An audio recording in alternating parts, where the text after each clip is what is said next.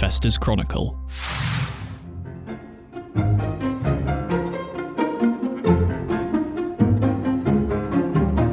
Welcome back to the Investors Chronicle's Companies and Markets show.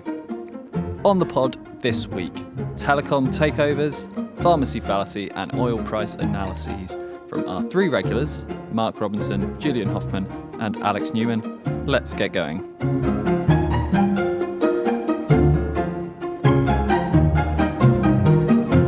Welcome back to the Companies and Markets podcast. I'm once again joined by the three musketeers or stooges or blind mice, maybe, whatever trio you fancy. That's, of course, Julian Hofmann. Hi, Julian. How are you? Hello there, John. Always well, thank you. Great. Mark Robinson. Hi, John. Hi, Mark. And Alex Newman. Hi, John. How you doing? Yeah, really good, thank you. Really good. Let's kick off in telecom, shall we? On Tuesday, French company Iliad reportedly placed an €11 billion offer on the table for Vodafone's Italian business, an acquisition that would give Iliad the largest market share in the country, I believe. Who wants to pick up on this one first? Yeah, I'll just say something quickly. I think they're probably welcome to it as far as investors are concerned. Vodafone is one of those companies that, having peaked in about 2000, has done absolutely nothing since then. So this kind of the deal is probably the easiest way that the shareholders are going to get anything out of having invested in Vodafone, considering that the shares, a bit like other large caps in the same industry, have not moved since the dot-com crash in 2001. Vodafone it's an interesting one, really, in that it does yield a lot of free cash, and somehow there is some kind of story there, but they've never been able to take advantage of it. I think that's probably the easiest way of describing it. I don't know. What do you think, Mark? What's your view on that? Well, I think for me anyway, it just seems at the moment the central problem for the company is the way that they need to readjust their balance sheet, and it has been for some time. It's a mix of asset sales and a refocus of the business model as well. In addition to the Iliad deal, the Ofgem said that they were going to effectively relax or review the takeovers based on their benefits and the potential pitfalls, as opposed to throwing out a deal simply because it would reduce the number of competitors.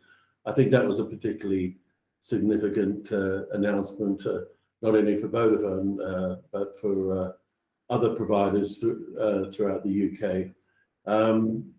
I haven't looked at the balance sheet of late, but obviously I think that's central to the investment case. I should add actually, just before we came into the studio. So the Italian sale deal to Iliad looks like it's been rejected by Vodafone, even though it looks like some analysts said they should just take the money and run.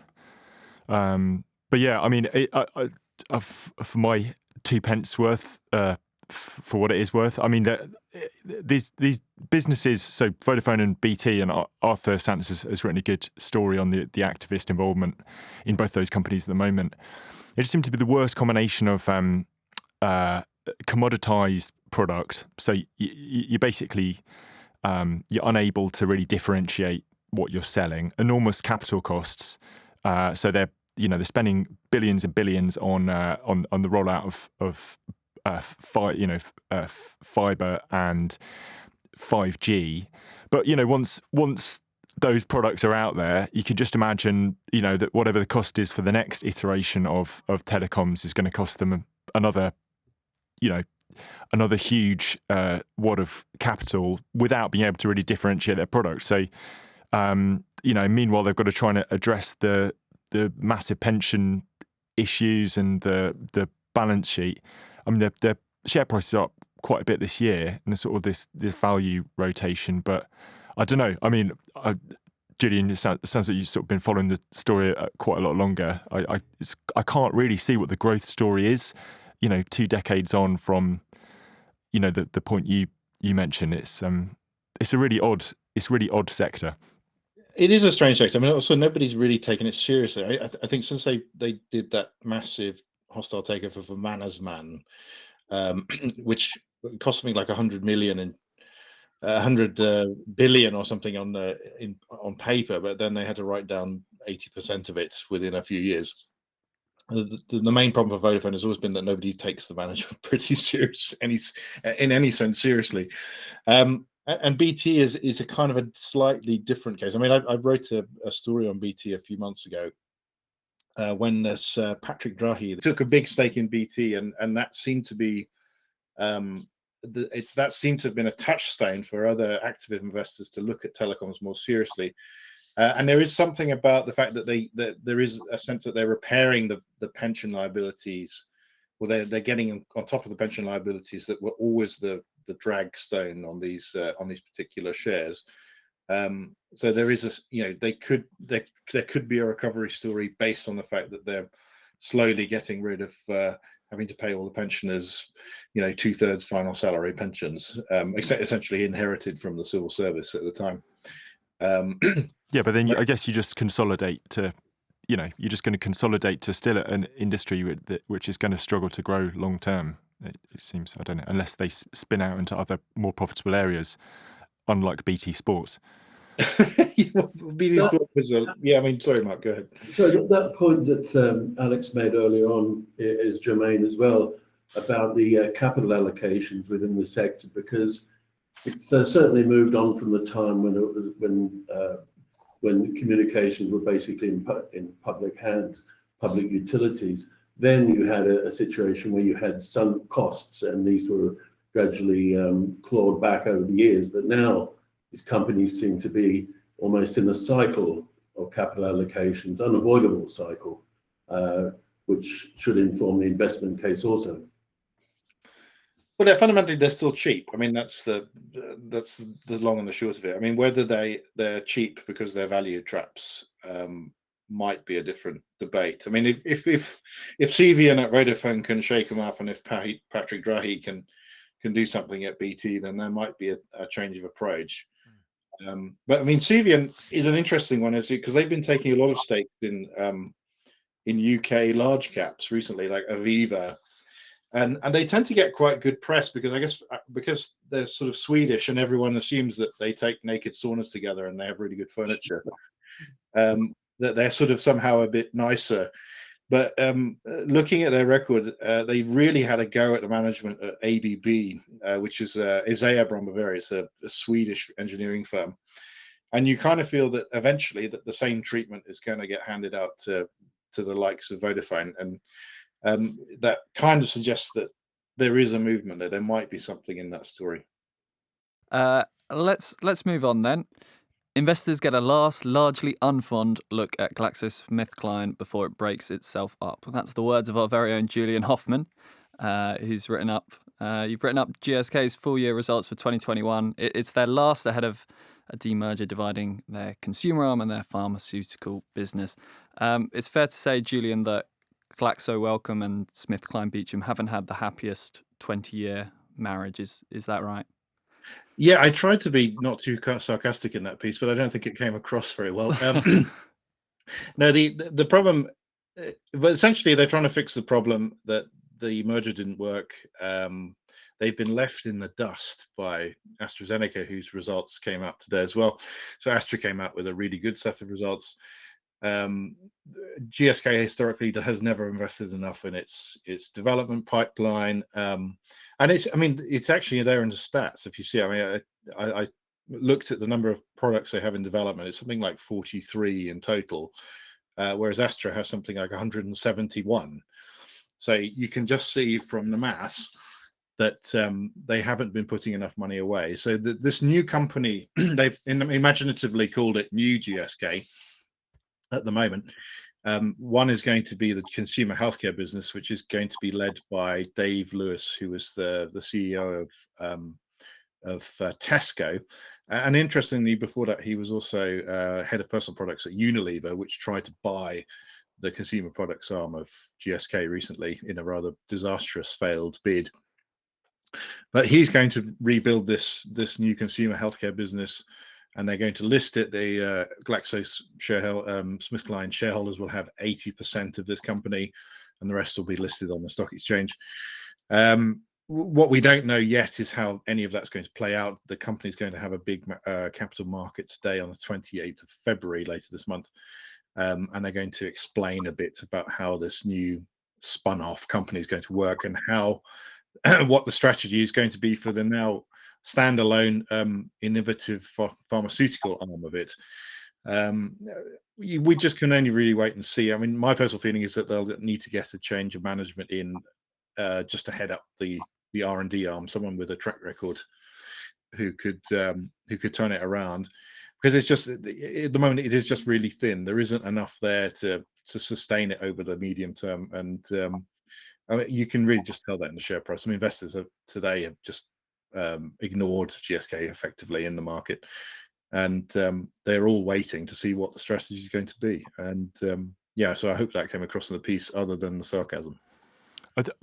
Just to pick up on one of the points you make in it, Julian. I mean, for me, I always struggle to understand, from the perspective of an outside investor, how capital is allocated efficiently, even if there are options to put it to work.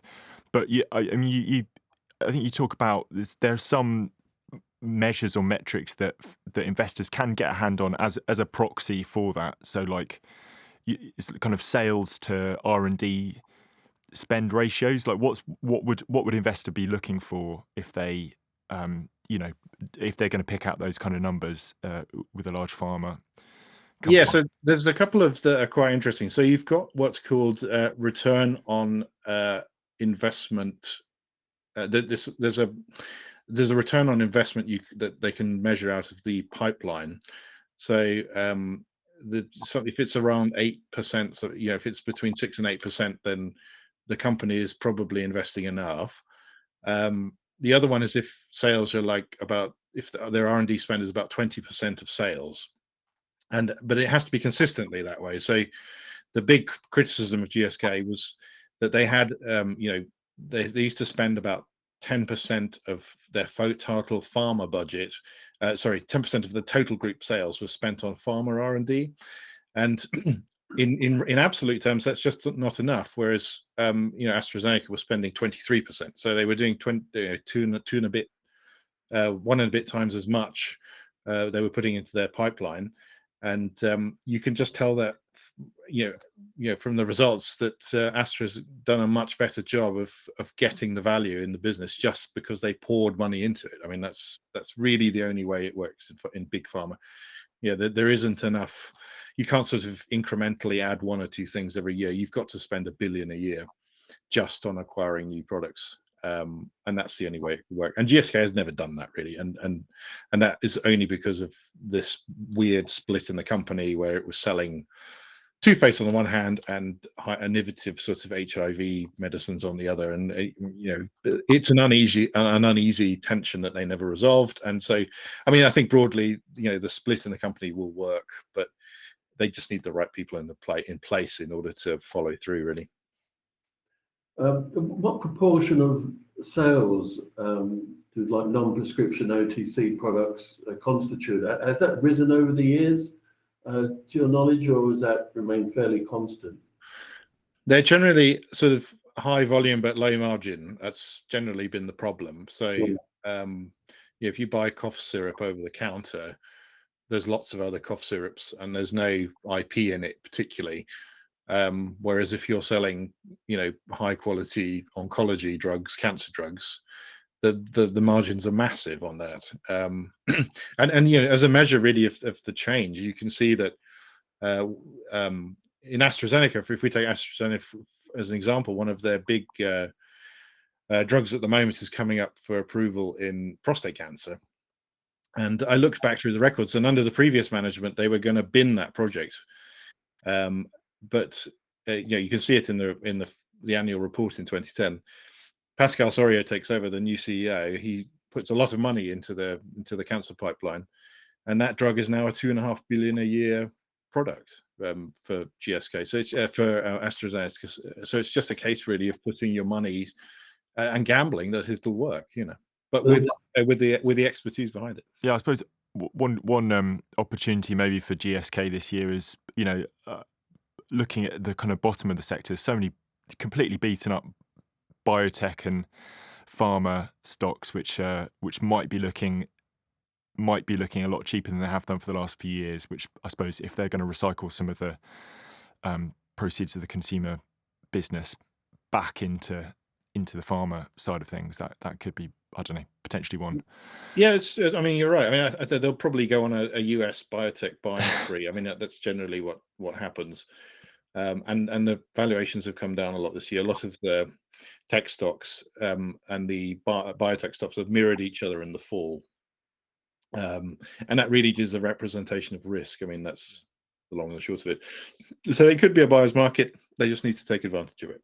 And you're writing up AstraZeneca sort of as we speak, are you, Julian? Yes, I wrote them up this morning. The results looked fine. It was more about how the company. I wrote it took the angle on how the company had got to where it is. So 10 years ago they were they were retaining so much cash in the business. They had like 18 billion on the cash in retained earnings within the business. And then I saw today, looked at the figure, it's 1.7 billion. So in that decade, they've just spent everything they have and doubled their debt in order to get that business working. And you can see that in the results. I mean, they're just getting superb readouts on their cancer trials, and the market is waiting to see where they're going to go. But I mean, they've definitely bought a place at the top table in Europe. That's the case, I think. I guess the thing as well is that they've got a number of clinical developments going on at the same time, because I think some investors balk at the pharmaceutical industry because of the lead times involved, and very often it can be seen as a binary bet in many cases, and that's why baby biotechs are seen as such a risky investment. But I guess Astra has got sufficient scale and expertise to drive that forward. Well, that's true, and also they decided to focus on one thing. I think the mistake a lot of people make is just to buy lots and lots of different products. They decided we're going to go for cancer, and we're going to get as many products as we can in that portfolio, and we'll get the best people in to take them through the trials, and it's worked. I mean, I don't think there's any way you can, you've made 800% on the shares in 10 years. I mean, that's unheard of. People will have to go and seek it out, Julian, on the website. It'll be there. It'll be there. Right, before we finish, Mark, I'm told you have a bit of a history of just a bit of a history, I think. Just a bit of a history. No, just a bit of a history going on various tirades about oil prices, and you'd potentially like to have another say now. Well, I will actually. It was just that I was going to have a very quick review and point our listeners towards an article by Alex Hamer, who's our resources expert, and he's just looking at some of the assumptions that'll either underpin or undermine the $100 a barrel oil price. Our readers will be fairly familiar with most of them as well, but he's just highlighted various points such as a possible bounce back in US shale production, which may have seemed a little unlikely 6 months ago, given the Biden administration's attitude towards hydrocarbons. There's also the danger in terms of the price itself that OPEC might increase production levels, OPEC plus. But I think there's a related issue to look at, and that is the real extent of Saudi spare capacity at the moment. That's always been a slightly vexed question, because the statistics that come out from Riyadh seem to be unreliable, and the cartellers always use that effectively to manipulate the price itself. So we're not quite sure on that score, but that's fundamental to the oil price going forward as well. And of course, the $100 a barrel price is predicated to a degree on there would be no changes to Iranian or Venezuelan sanctions, even though I believe that Iran has been exporting through to the Chinese market in recent times too. But I would say usually this attracts great interest, the oil price, and given the inflationary environment that we're in and the effect that it has across a range of sectors, it's certainly something worth keeping an eye upon.